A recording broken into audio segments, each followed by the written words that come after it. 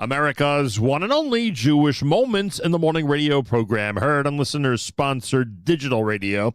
Around the world, the web at NachumSegal.com, on the Nachum Segal Network, and, of course, on the beloved NSN app. Well, Goldy Krantz is with us live via telephone. She's out with a brand new book, Been There, Dated That. Been There, Dated That. It's an Archway Publishing release.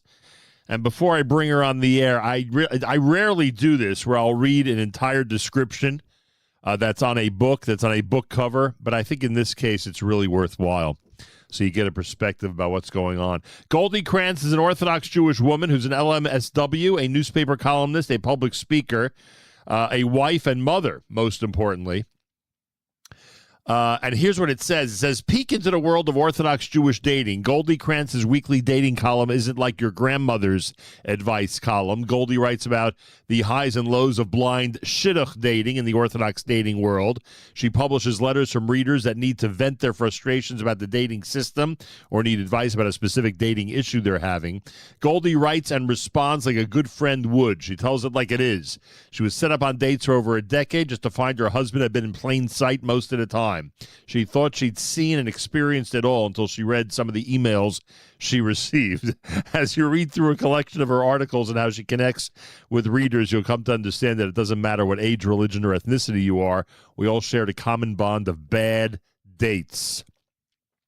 What does everyone need at the end of a bad date? A good laugh. Laugh along with Goldy and her readers. They recount their bad dates or seek advice. Wouldn't it be nice to know that others are having the same hard time as you? Goldy's goal is to get singles out of a depressive dating funk and to be able to smile and laugh again. They should remember that God hasn't forgotten about them, and they are one date closer to meeting their zivug or soulmate. The book is called Been There, Dated That. Goldy Krantz, a pleasure to welcome you to JM in the AM. Hi, good morning, Nachum. Thank you so much for having me. I mean, I guess that the first interview we did was about 15 years ago. That's when your first book came out, right? Yes. The Best of My Worst was 15 years ago. And the best of My Worst was written about dating when you were not married, correct? Correct. It was the best of the worst dates I've ever been on. It was just a recap, a narrative of what happens on dates. Not a how-to book. It's a what's happening out there book. And it's really not fair to me to concentrate on that book right now. You have a new book, but just give me a second on this. Was that, I don't know, did it feel therapeutic at that time to write a book like that? Do you think that book about the specific dates would have been different if at that point you already would have found your match? What do you think?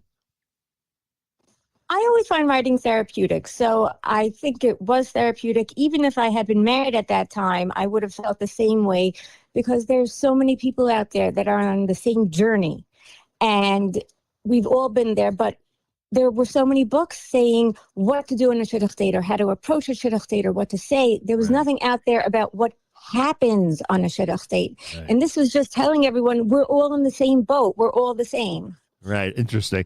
All right. The brand new one has Been There, Dated That. Interesting title. Why choose that title?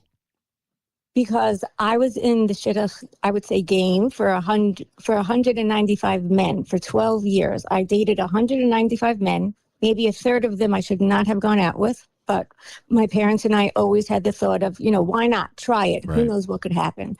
And so I've been through everything. And it's sort of like I've been there, I've done that. So when someone comes up to me and tells me about a story or experience they have, I can usually relate to it, but sometimes not always. Right. And you can tell them you already experienced that date, or at least that type of date. Do you find it unusual that you kept a count?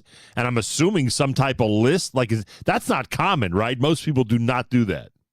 Well, my friends did. Really? So what it was is originally I had wanted just to keep a little journal that maybe in the future when I had a daughter and she started to date and she would have a bad date, I would say, well, Mommy also had a bad date. And I would tell her about a few of them. But I ended up with 6 journals, and I wasn't expecting that. And then you end up keeping the names of the people because your friends call you and they ask you, did you go out with so-and-so? Did you go out with so-and-so? Can you tell me about them? And if they did that, I would just give them a very brief description of the person because I would want them to discover who this person was and form their own opinion on their own. So I would just say, oh, yeah, nice guy, lawyer, doctor, accountant, whatever it was. Did you ever forward a failed date to somebody else saying, like, you know what, you're not for me, but you'd be perfect for this person? Yes, I've done that. And you read about that in one of the chapters called My Husband Has a Friend. And It's wonderful when people get married and everyone starts setting up their friends with their spouse's friends. And even when the date wouldn't work out, they would say, you know what, it didn't work out with me, but I have another friend, or this friend actually recommended another friend for you. And I would do the same exact thing because it's a networking. That's all it is. And the Jewish world isn't that big. We all know each other. And we should make it clear, you're married how many years now? 12 years. And you have a family, thank God. Baruch Hashem, 2 adorable children. Goldy Krantz is with us. The book is called Been There, Dated That. Are you jealous of or were you jealous during the dating scene of those who, I don't know, marry their high school sweethearts or marry the first girl they meet or, marry someone they happen to know because of family connections, for many years, and essentially they never dated in their lives? So I write about that as well. And I write about those who marry the first person they ever dated. And yeah, I mean, you feel a little twinge like, oh, they got it right the first time. But you know what? I would not be where I am. And I don't think I would have the personality that I have and the sense of humor that I have unless I went through all of this, because whatever doesn't kill you makes you stronger. And I'm not saying all the dates were bad. Some of them were very, very good. But it's a learning experience. Every date is a learning experience. So yeah, I would have loved to have gotten married when I was 22. But I wasn't ready. My husband wasn't ready. Hashem knew we weren't ready. And so I had to go on this journey. And I always knew that Hashem had his hand in it some way. And he was doing this for some reason. And, throughout the book, especially in the introduction, maybe you see a little hint of what Hashem had in mind for me and my husband. He's the ultimate shadchan, huh? Yes, he is. Always. And it's funny. I know someone, I'm very close to somebody who dated someone for quite a while, broke up, and then like a couple of years later, they picked it up again and ended up getting married, which is funny. Well, it just wasn't the right time, I guess.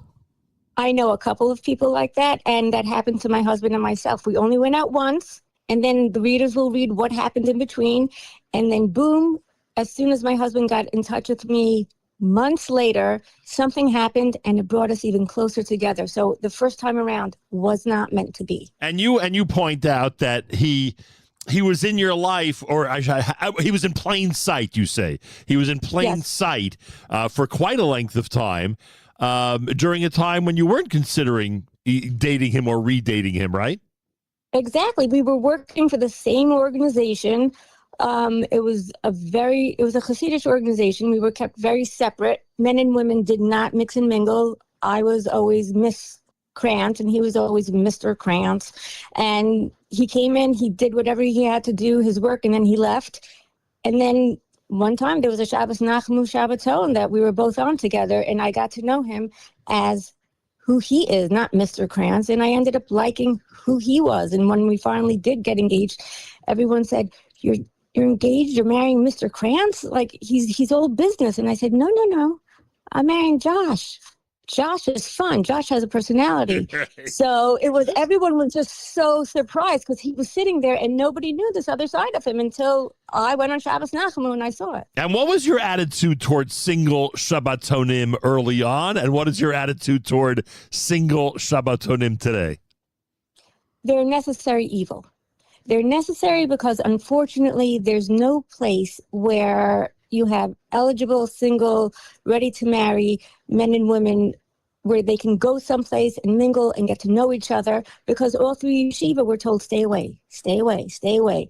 So you have a Shabbaton where you all come together. It's a little bit awkward, but you need it in order to try to meet someone who is either your bashert or who knows someone who could be your bashert. So they may not be the best Shabbatons. They may be long, they may be boring, or they may be amazing, because I have been on amazing Shabbatons, but you have to go. Bring a friend if you have to. You have to, because you have to get out there. There are those in our community who lament the fact that weddings are so separate that singles no longer can use that opportunity to meet in a very public setting with a lot of people surrounding them, but they just don't get the opportunity.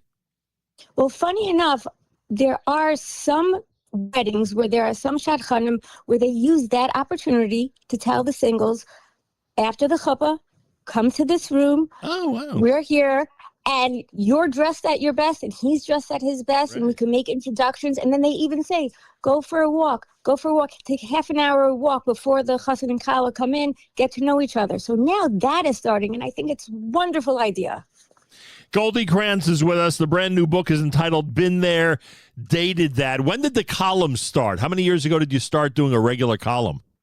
Well, my mother, Alav Shalom, she called the editor of the Queens Jewish Link here in Queens about a few months after the book came out and said, the public wants more, because I was getting emails and I was getting phone calls.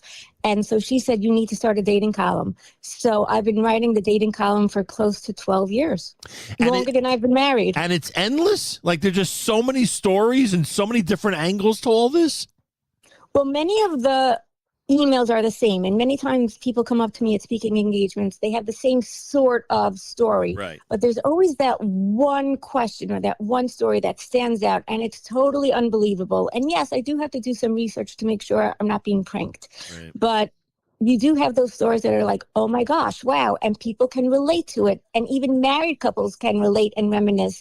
And sometimes you need that story to say, thank goodness I didn't even go through that. So at least I'm lucky in that respect. Is it unfair to ask you for the craziest dating story? I don't like when people, I don't always like when people ask me for, the greatest this or the biggest moment, etc. Because it's hard to, to figure that out. There's so many of them. But could I ask you about the craziest dating story? There's just too many of them, or there's different levels of craziness.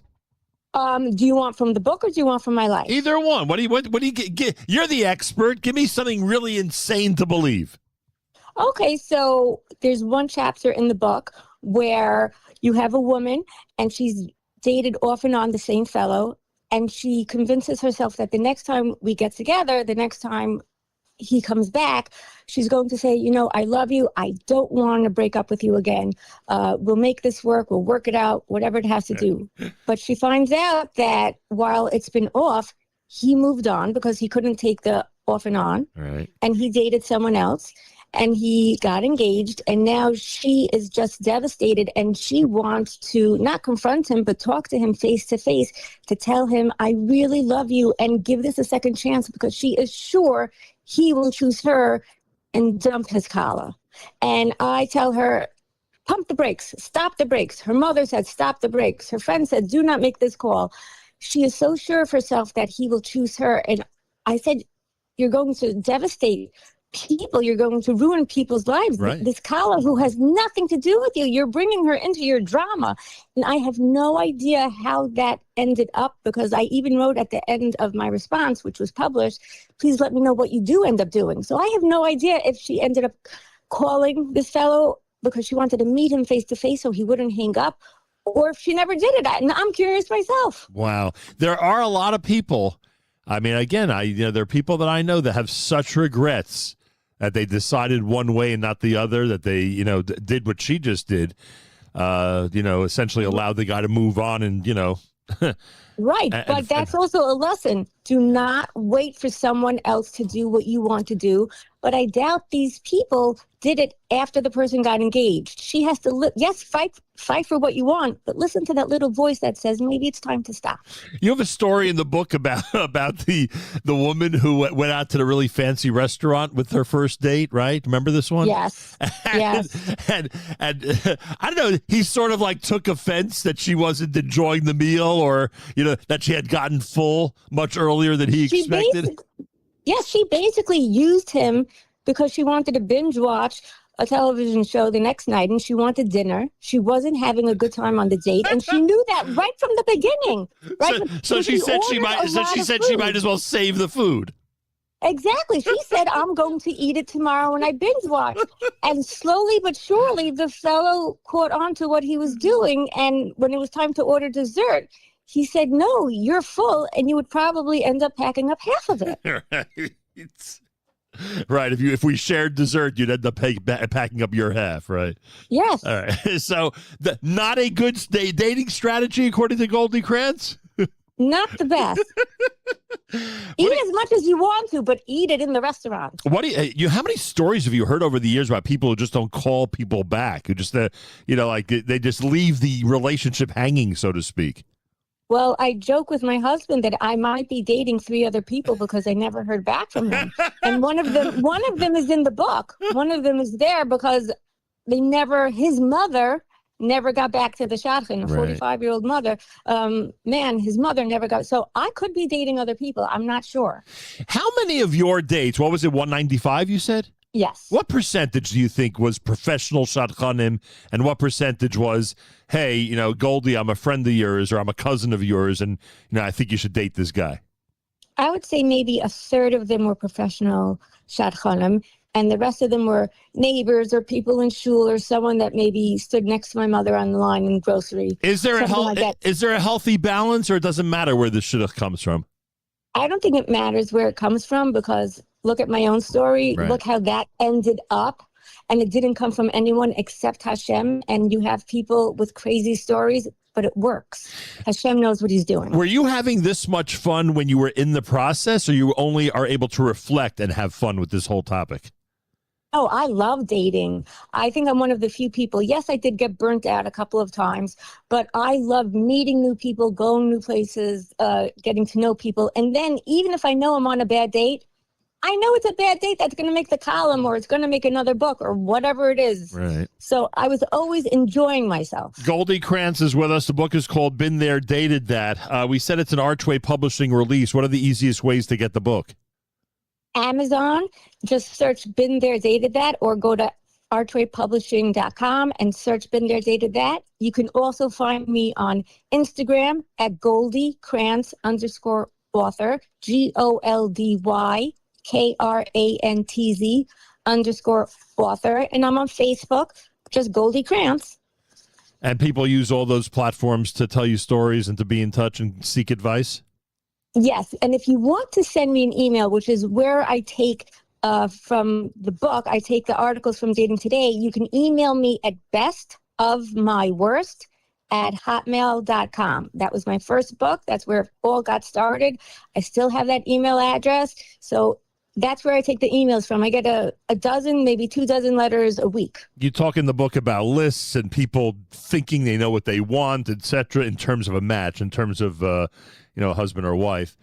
Does anybody really know what they want? I mean, how would you evaluate the and this goes, I guess, really for all human beings, not just people in our community. Do people really know what they want, or everybody rips up that list in theory once they meet somebody?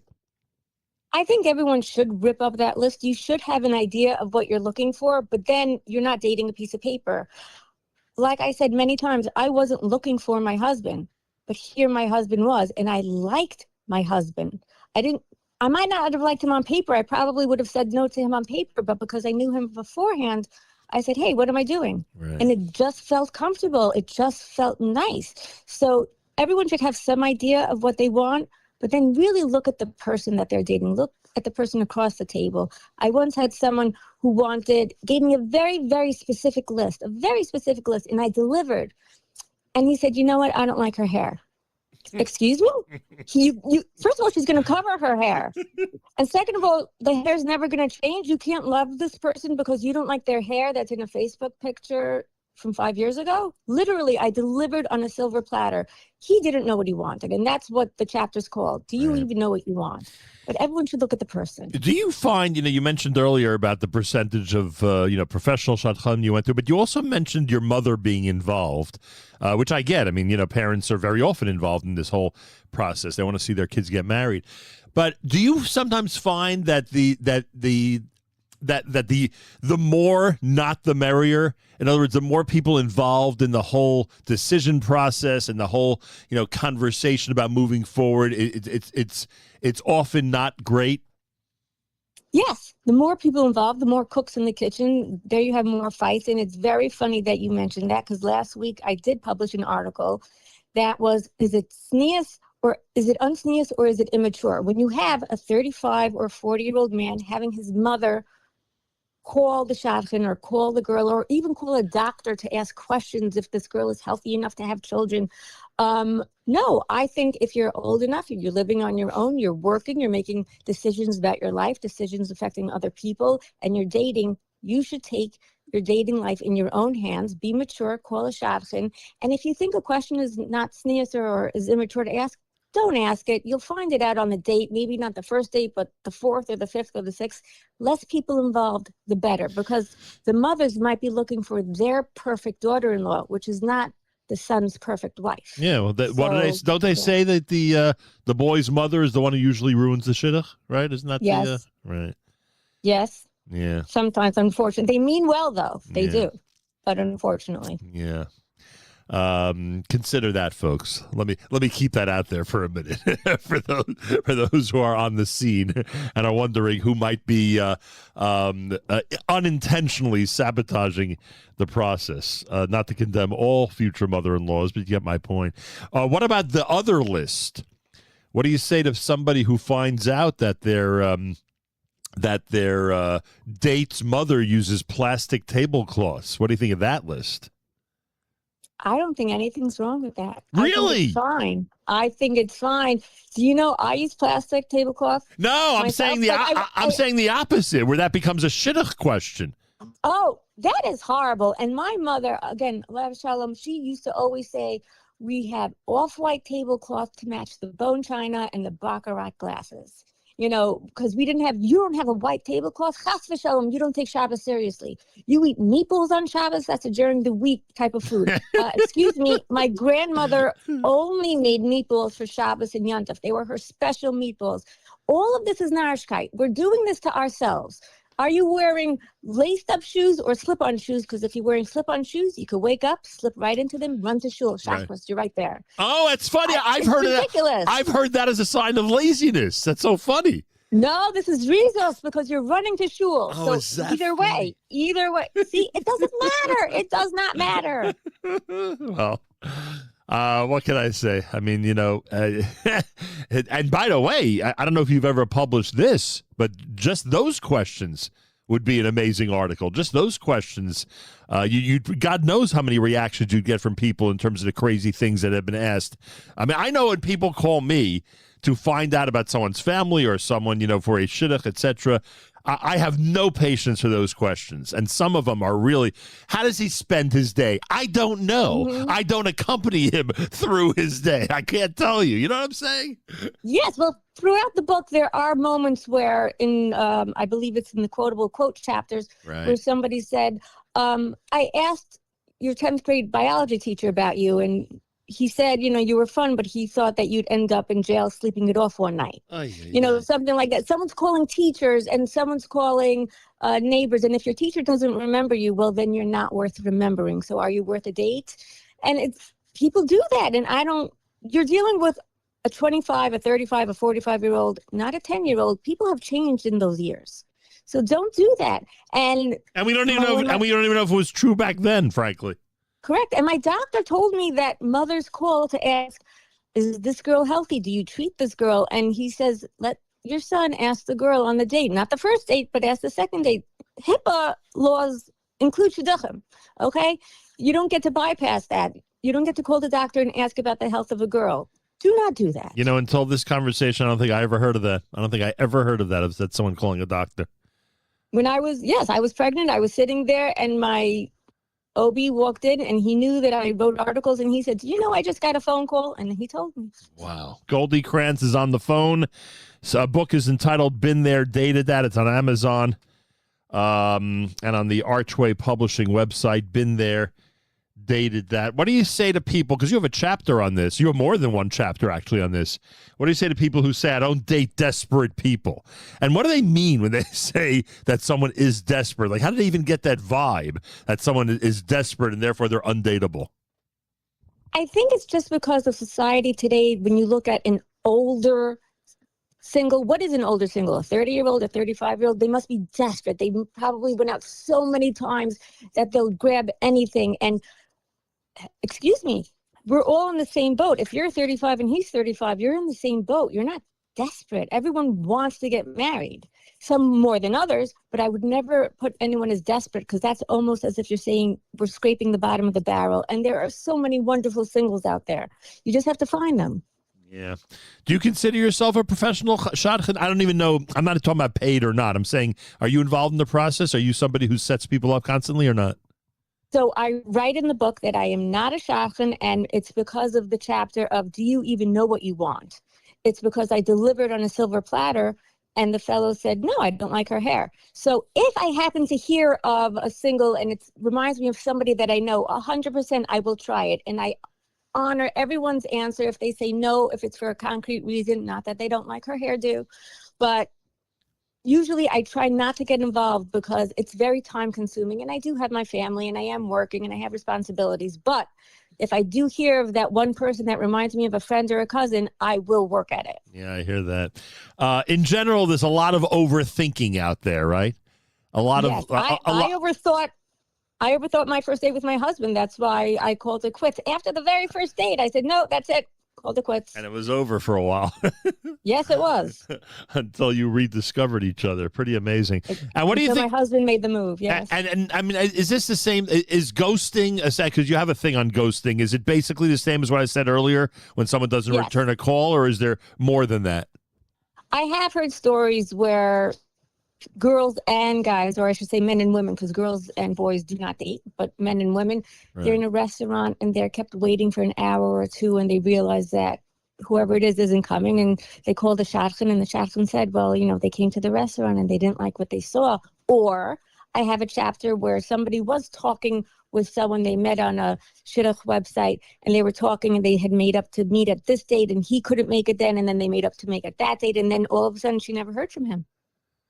And that was it. I don't know why they do that. And we suspect what? That he found out something about her, or saw her somewhere? We suspect that either the person didn't like what they saw, Right. or maybe they were just entertaining themselves, thinking like, oh, until somebody else comes along that I really want to date, I'll just have some fun and have a game here. But you're dealing with people's emotions, and it could really affect people. So don't do that. Be mature enough to say, you know what, I don't think we're for each other, but I'm going to think of someone that you might be right for. By the way, you have a chapter where you address the whole issue of girl or woman or boy or man, because you used actually the expression or the term girl because the person who wrote to you included girl, but you would never do that. You make a point of saying that someone who's dating, if they're serious about it, they are actually a woman and not a girl, and someone's actually a man and not a boy, and people should really refer to them in that way. Exactly, because I have a boy for you. That does not sound good to a 30-year-old. I have a boy for you. And I write in my column, I always say the fellow that I went out with, the man that I went out with. Right. It might be old-fashioned because it's a man. It's a mature man. It's not a boy. It's not a guy. Yeah. They're men. They're men and young women. Yeah, I think if someone is in college, they should be referred to as a man or a woman and not a boy or girl, Yes. whether they're on the dating scene already or not. So I totally agree with you on that one. Goldy Krantz has a brand new book. It's entitled Been There, Dated That. How many columns do you think you've written over the years? Well, I've been writing for over 12 years and 52 weeks a year. And So I that's only 600. missed... Right. I only missed when 2 weeks after I gave birth, and then the 1 week when I was hitting Shiva. So I've only missed 3 weeks. Unbelievable. And I point that out only because it's an endless resource. It's unbelievable that Unfortunately, yes. It's endless. It makes no sense in that many stories, hundreds and hundreds, and you're not worried about running out. Oh, I'm already 4 weeks. I always tell my editor, I am 4 weeks ahead of schedule. I always have 3 or 4 articles already printed because the emails keep coming. They keep coming. It's unbelievable. I'll tell you what a job you've done with this whole space, this whole topic. And I would assume that people out there are going to read this book and get some really serious takeaways. What do you want the men and women who are on the dating scene? Forget about the parents for a moment and the shadchanim. What do you want the men and women on the dating scene to take away from this book? They're gonna pick this up. They're gonna go through 250 pages. What do you want them to take away from it? Well, like the last chapter says, it's sort of my commencement speech. I had written it 1 year in June, and I wrote, take it easy, have fun, don't overthink it. And really just do that, because if you're thinking about it and if you're overplaying it, just like you said, you're going to overthink it. You're going to ruin things. Right. You're with someone, you're meeting someone, see where it goes, flow, go with the flow. And you know what? I learned this when I was in social work school and graduate school. Silences are fine. You can have awkward silences, but also you could have silences that you're gathering your thoughts, and nothing's wrong with it. Nothing's wrong with having a few seconds of silence. You don't always have to fill up the space with words, because then you might jumble things up and who knows what'll come out of your mouth. And after the date, analysis can lead to paralysis, right? Oh, my goodness, yes. They overanalyze. Yes. And the more people you speak to, the more opinions you'll get. So really just go to someone that you trust, or even make up your own mind. You don't have to talk to anyone. And what about trusting your gut? Like sometimes people ask always, how will you know when she's the one? How will you know when he's the one? Et cetera, et cetera. Famous question, especially for those of us who are married. They ask, how do you know? How do you know? And I don't know. I'll sometimes answer. You just like, it's a feeling. It's a gut. It's a, go. You make a decision, and it feels right. You know what I'm saying? I think that's legit, right? I wasn't expecting to date my husband, as everyone will read in the book, and please buy it. But I wasn't expecting. But you know what? It felt comfortable, just how things happened. And then my husband said to me, "Are we on a date?" And I said, "Oh my gosh, we're on a date." Like, I didn't even realize it. It just felt comfortable. And I was always worried, would I be that runaway bride the night before the chuppah? Oh my gosh, do I want to marry him? Do I not want to marry him? It just felt so comfortable. It didn't feel like, oh my gosh, something scary is about to happen. I'm about to embark on something. Like, let me dive in because I don't know the answer. It felt like this is where I should be. This is where I belong. And if it feels good, don't overanalyze it. Just go with it. Exactly. Go with it. Just go with it. What about Amuka? Are you a fan of Amuka or not? It works for people. I never went there. I'm not going to knock it because I never tried it. What about the other one? What's the other one? You wash 7 times Erev Yom Kippur or something, right? Isn't there such a thing? Like that I haven't heard. Yeah, something like that. I've slept with the salmon under my pillow, and then I've thrown it into the ocean. The locks. Isn't there one with padlocks? There's something with padlocks. That I haven't heard of. Yeah. That I haven't heard of. But also, keep saying Shir Shirim. It can't hurt. That's a good one. But I said it maybe 8 times for 40 days, like over a 10-year period. Yeah. But eventually it worked. Here I am. Tehillim and Shir Shirim are actually good suggestions. Yes, because that's from the ultimate shachrim. That's from Hashem. Correct. And all he asks is that you open up a book and start praying. That's all he asks. Just a quick little short story. Sure. I once went to a makubal because I was at that stage where I was desperate. I dragged my parents. I said, please, please, please. And this makubal said, you are going to marry someone with an M or a mem in his name. My husband does not have an M or a mem in his name. Neither do any of his parents. But I will tell you, my son has a mem, and 2 of my nephews have a mem. So I think he was a little bit muddled and like clouded. But he missed generations. It's only Hashem. It's only Hashem that does it. 100%. Goldy, congratulations. It's really a great book. It's a lot of fun. You've taken a topic that can be very, very stressful for a lot of people and have turned it into a really fun experience. I want people to smile. I don't want them to cry. I've seen people cry, smile, and laugh. We're all in this together. We belong to a society we might not want to have an admission card to, but we're all there. 100%. Goldy Krantz, Been There, Dated That is the brand new book, Archway Publishing. It's available on Amazon. We're highly recommending it. And her weekly column is in the Queen's Jewish Link, over 600 of them in almost 600 consecutive weeks, which is amazing. For those of you who think that the topic of dating has a limit, has only a certain number of stories, Goldy Krantz can tell you that it is absolutely endless. Thank you so much for joining us this morning. Thank you for having me. A pleasure. Wishing you the best of luck with this. More coming up. It is a Wednesday 3 weeks edition of JM in the AM.